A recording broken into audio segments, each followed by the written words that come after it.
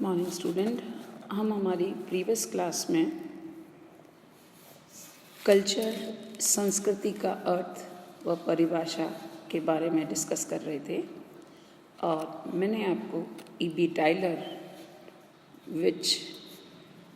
whose definition is regarded as one of the important definition about the culture, संस्कृति की एक बहुत important परिभाषा या हम ये कहें टाइलर ने इसको बहुत अच्छे से परिभाषित किया है।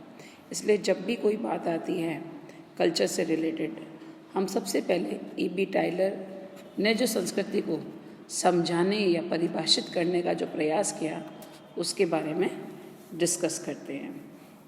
तो हमारा टॉपिक कल्चर संस्कृति की परिभाषा के बारे में बात कर रहे थे और मैंने आपको E.B. टाइलर की परिभाषा के बारे में बात करी। अब हम बात करते हैं पिडिंगटन।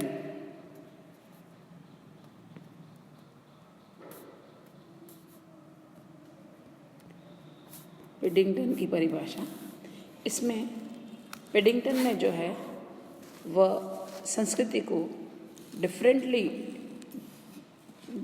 डिफाइन करने का प्रयास किया। उनके अनुसार संस्कृति उन भौतिक और बौद्धिक साधनों या उपकरणों का योग है, जबकि टाइलर ने क्या कहा था, sum total of learned behaviour, सीखे हुए व्यवहारों का कुल योग। टाइलर ने सीखे हुए व्यवहारों का योग की बात करी और पिडिंगटन किसकी बात करते हैं, भौतिक व बौद्धिक, मटेरियल एंड इंटेलेक्चुअल साधनों या उपकरणों का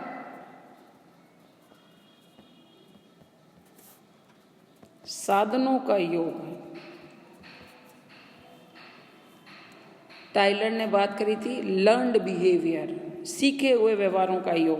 पिडिंगटन ने बात करी योग किसका, बौद्धिक और भौतिक साधनों का योग,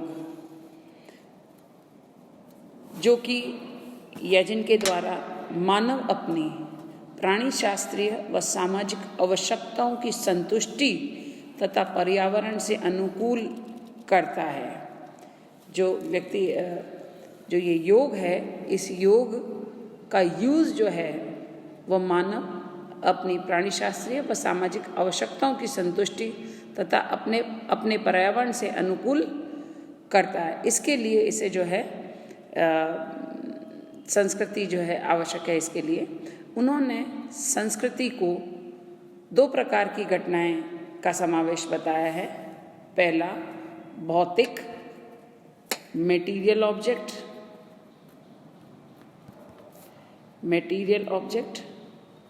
भौतिक वस्तुएं जिन्हें मनुष्य अपनी आवश्यकता की पूर्ति के लिए बनाता है। मनुष्य किसके लिए बनाता है, अपनी नेसेसिटी, नीड के लिए, जैसे उपकरण,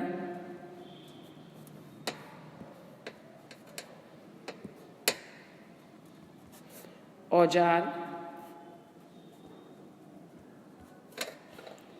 बर्तन, मकान, वस्त्र आदि, एसेट्रा। ठीक है ना।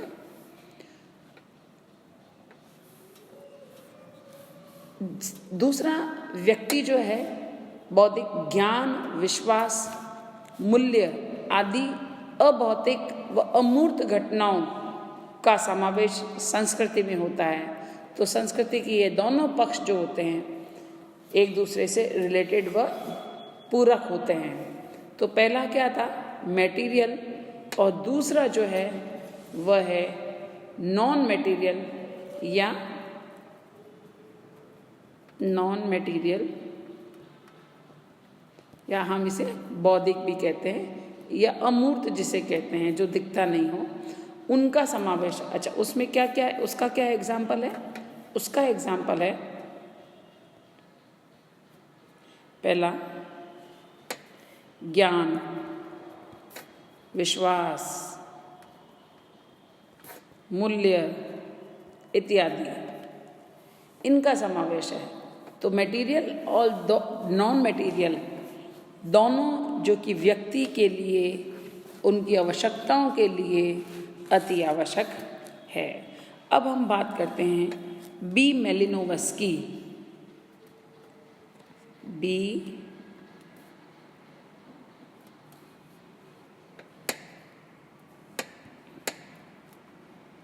मेलिनोवस्की, इन्होंने संस्कृति को एक तरह वे ऑफ लाइफ बताया, टोटल वे ऑफ लाइफ। संस्कृति प्राप्त आवश्यकताओं की एक व्यवस्था या उद्देश्य मूलक क्रियाओं की एक संगठित व्यवस्था है। संस्कृति के अंतर्गत जीवन के समग्र तरीके या ढंग आ जाते हैं। तो ये क्या है? ये टोटल वे ऑफ लाइफ, तरीका, जीवन जीने का एक तरीका, वे सारी चीज़ें आ जाती है जो जीवन जीने के लिए आवश्यक होती है, जो व्यक्ति की शारीरिक मानसिक आवश्यकताओं के अनुसार जो भी उनकी आवश्यकताएं होती है और उसे प्रकृति से, जो नेचर के साथ उनके जो बंधन होते हैं, उनसे मुक्त करते हैं। मेलिनोवस्की के अनुसार संस्कृति मानव का वह साधन है जिसके द्वारा या जिसके माध्यम से वह अपने साधनों को प्राप्त करता है। ठीक है, तो इनके अनुसार क्या है संस्कृति? जीवन के समग्र तरीके, टोटल वे ऑफ लाइफ। अब हम बात करते हैं हर्ट्ज़कोविट्ज़ की। हर्ट्ज़कोविट्ज़ ने थोड़ा इसे अलग तरीके से समझाने का प्रयास किया। आपको ये डेफिनेशंस जो हैं वो बुक्स में मिल जाएंगी इजीली, आप उनको याद कर सकते हैं। But here I am trying to explain you the definitions of the culture. उन्होंने संस्कृति को पर्यावरण का मानव निर्मित भाग कहा है। मैन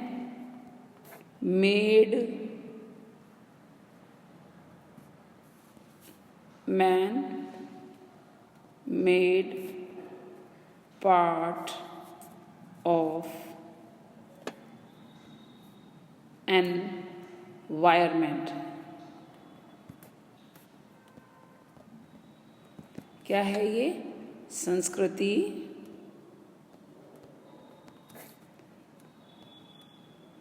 पर्यावरण का मानव निर्मित भाग है। तो दो चीज़ हैं, पहला पर्यावरण, दूसरा सामाजिक पर्यावरण। ये एनवायरनमेंट भी जो है, पर्यावरण कैसे दो प्रकार के हैं, एनवायरनमेंट नेचुरल एनवायरनमेंट, दूसरा सोशल एनवायरनमेंट। मानव का संपूर्ण सामाजिक पर्यावरण ही उसकी संस्कृति है। इस सामाजिक पर्यावरण को मानव स्वयं बनाता है, वह खुद बनाता है। इस निर्माण कार्य में प्राकृतिक घटना या पर्यावरण का कुछ भी योगदान नहीं है। ऐसी बात नहीं है, बट परंतु कई चीज़ें, जैसे हालांकि नो डाउट कोई योगदान नहीं होता है, बट ऐसी बात भी नहीं है कि बिल्कुल जो है वह प्रकृति से ज़ीरो जो है कंट्रीब्यूशन है, मुख्य कंट्रीब्यूशन नहीं, बट कहीं ना कहीं उसका योगदान जो है रहता है। प्राकृतिक चीज़ें से जो कुछ मानव बनाता है वह उसकी कृति वर्क होती है। सपोज जैसे मैं आपको एग्जांपल दूं, जैसे कल्चर ने, नेचुरल एनवायरनमेंट ने सपोज बनाया वुड, लकड़ी, मनुष्य ने उसको शेप दे के भगवान की मूर्ति, चाहे भगवान की मूर्ति देखें, चाहे हम आर्क फर्नीचर देखें, ये किसने बनाया है? ये मनुष्य ने, तो ये किसकी कृति हुई? मनुष्य की कृति हुई। बट एनवायरनमेंट से दिया हुआ क्या चीज़ है? वुड है। अगर वुड नहीं होता तो मनुष्य इसको नहीं बना पाता है ना। संपूर्ण योग से ही संस्कृति का निर्माण होता है। जैसे अगर हम एग्जाम्पल और मैं आपको इस तरह से दूं तो मिट्टी एक प्राकृतिक वस्तु है, परंतु उसी मिट्टी से मनुष्य जब अपने बर्तन, मूर्तियाँ आदि बना लेता है तो वे सब संस्कृति का अंग बन जाता है। जैसे वायु है, पानी है, पहाड़ है, संस्कृति नहीं है, क्योंकि ये सभी प्राकृतिक पर्यावरण का अंग है। इसका निर्माण मानव ने नहीं किया है। संस्कृति के अंतर्गत वो संपूर्ण पर्यावरण में उस भाग को, उन वस्तुओं को सम्मिलित करते हुए जिन्हें स्वयं मानव ने बनाया है, वस्तुओं से यहाँ हमारा तात्पर्य भौतिक वस्तुएं, मटेरियल वस्तुओं से नहीं बल्कि अभौतिक वस्तुओं से हैं। जैसे संस्कृति के उपकरण, औजार, मशीन, आभूषण, मकान, परंपरा, कला, आचार, धर्म, भाषा आदि सभी भौतिक और अभौतिक वस्तुओं का समावेश, क्योंकि इन सभी वस्तुओं को जो है मानव ने बनाया है। संस्कृति एक प्राणी शास्त्रीय घटना, बायोलॉजिकल फिनोमेना से कहीं अधिक मानव की परिपक्व क्षमताओं में से सभी तत्व आ जाते हैं, जिन्हें वह समूह से सचेत रूप से अनिवार्य क्रियाओं के माध्यम से वह सीखता है। इस सीखने की प्रक्रिया में विविध प्रकार की प्रविधियाँ, टेक्निक, सामाजिक संस्थाएं, प्रथाएं, परंपराएं, विश्वास, आचार, तरीकों का योग होता है। संस्कृति का सृजन जो है मानव मस्तिष्क में ही होता है, परंतु संस्कृति के अंतर्गत मस्तिष्क का समावेश नहीं होता है। संस्कृति मानव मस्तिष्क की ही उपज है, परंतु संस्कृति नहीं। संस्कृति तो मस्तिष्क से कुछ अधिक है। संस्कृति की तुलना उन कच्चे माल से की जा सकती है जिनमें संस्कृति का बाहरी या अंदरूनी भाग्य बनता है। प्राकृतिक दुनिया से जो कच्चा माल प्राप्त होता है उसे मानव अपनी विद्यमान आवश्यकताओं की पूर्ति के लिए विविध वस्तुएं बनाता है। यह संस्कृति का बाहरी रूप है।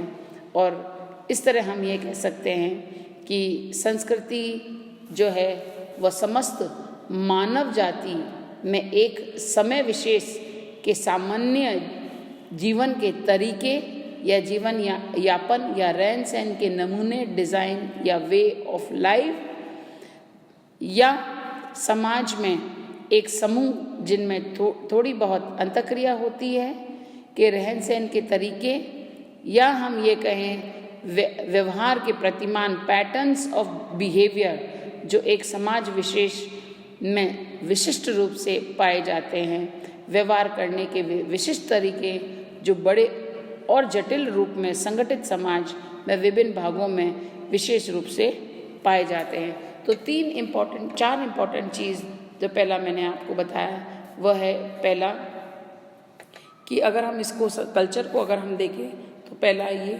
वे ऑफ लाइफ है। वे ऑफ लाइफ जीवन जीने के तरीके हैं, या हम ये कहें डिज़ाइन फॉर लिविंग कि डिज़ाइन क्या है उसके लिए। फिर समाज में समूहों जिनमें थोड़ी बहुत अंतःक्रिया होती है या रहन सहने के तरीके हैं। तो दूसरी इम्पोर्टेंट बात क्या हुई, समाज के एक समूह जिनमें थोड़ी बहुत अंतःक्रिया होती रहती है कि रहन सहन के तरीके। अब ये ग्रुप के वे ऑफ लाइफ है, ठीक है, मनुष्य के साथ साथ किसके, ग्रुप के। फिर ग्रुप में जब वह रहता है तो उसके बिहेविंग, उसके व्यवहार करने के तरीके या प्रतिमान, पैटर्न ऑफ बिहेवियर, फिर हम उस पैटर्न जो है उस तरीके से एक जटिल रूप में संगठित समाज के विभिन्न भागों में विशेष रूप से ये सारी चीज़ें व्यवहार करने के विशिष्ट तरीके हैं। Special pattern of behaviour,